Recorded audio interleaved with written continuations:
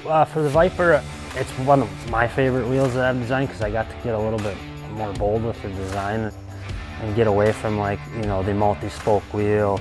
It was nice to be able to go outside that comfort zone and come up with a different design that, you know, we've never done before. So, and I liked it, yeah, so much as I was designing it that I knew right away. I was like, yeah, I'm definitely going to run those on my personal truck.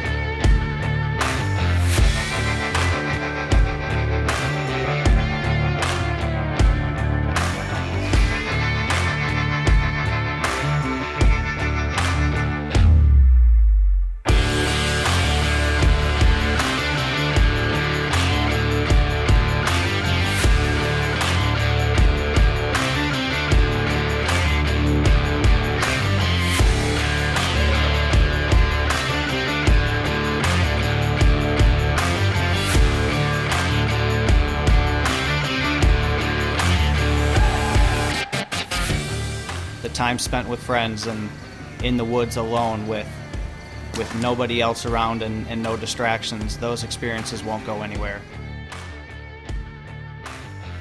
There'll always be a spot to go where there's no distractions, there's no phone going off, there's no TV to watch.